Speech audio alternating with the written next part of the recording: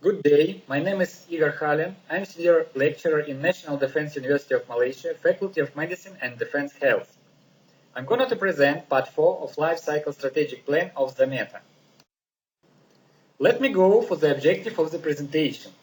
First it will be the introduction, then I will speak about the pivotal and ongoing phase 3 clinical trials, then I will describe more in detail phase 3 clinical trial protocol 039. After this, I will give information which I pick up from all mentioned above trials about safety. And finally, I will describe pharmacoeconomic trial. I remind you that zoledronic acid is a third-generation nitrogen-containing bisphosphonate which is being developed because of its improved therapeutic window in animal models of benign and malignant bone disorders.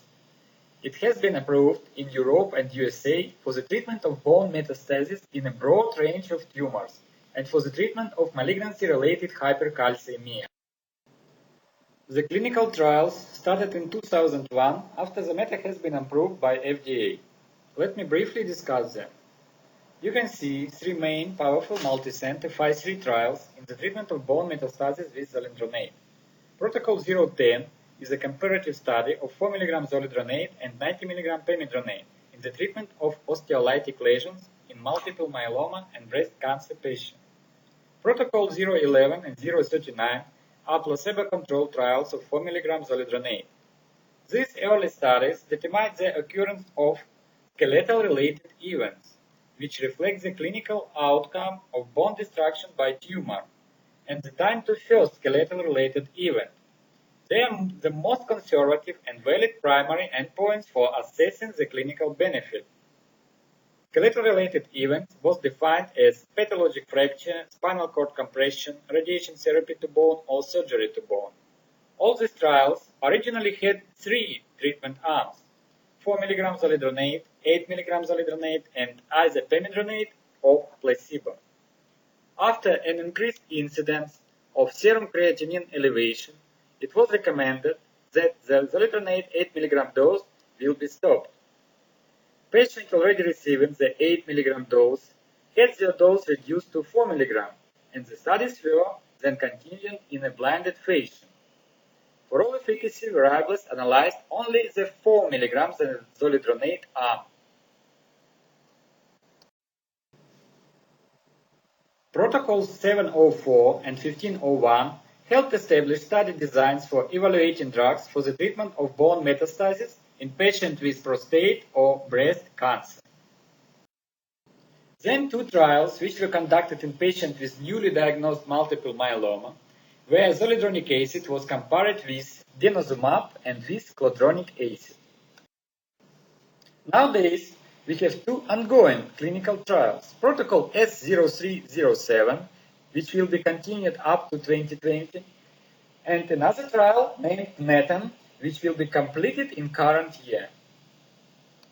As an example of phase 3 clinical trial, I have chosen Protocol 039. This is a double-blind, randomized, placebo-controlled phase 3 study investigating the value of zoledronic acid as an adjuvant therapy in patients with prostate cancer and bone metastasis. Patients were randomized on three arms: zoledronic acid 4 mg, zoledronic acid 8 mg, or placebo, which were given every 3 weeks for up to 15 months. The primary endpoints were proportion of the patients with skeletal-related events or time to first skeletal-related events. Secondary endpoints were BPI, ECOGPS, VACT, which are widely used methods of assessing the functional status of cancer patients. Also, analgesic scores were assessed. Zoledronic acid gave a significant reduction in the overall incidence of patients with skeletal-related events. Also, prolongation in the time to first skeletal-related events. Zoledronic acid demonstrated an overall safety profile similar to that of other intravenous bisphosphonate. Renal deterioration was more frequent in the zoledronic acid group, but a change in the duration of infusion from 5 to 15 minutes during the study reduced risk relative to placebo. Adverse events observed with the other bisphosphonates, such as fever, arthralgia, myalgia, and electrolytic abnormalities, were also more frequent in the zoledronic acid patient, but with no significant consequence on the ability of patient to remain on treatment. Safety. Zometa has been associated with reports of renal insufficiency. Patients should be adequately rehydrated and have their serum creatinine assessed prior to receiving each dose of Zometa. Due to the risk of clinically significant deterioration of renal function, single dose of Zometa should not exceed 4 mg, and the duration of infusion should be no less than 15 minutes in 100 ml of diluent. The risk of renal adverse events may be greater in patients with renal insufficiency. Zometa is not recommended for treatment of patients with severe renal impairment. Caution is advised when Zometa is used in aspirin-sensitive patients or patients with aminoglycosides. Patients being treated with Zometa should not be treated with a cluster.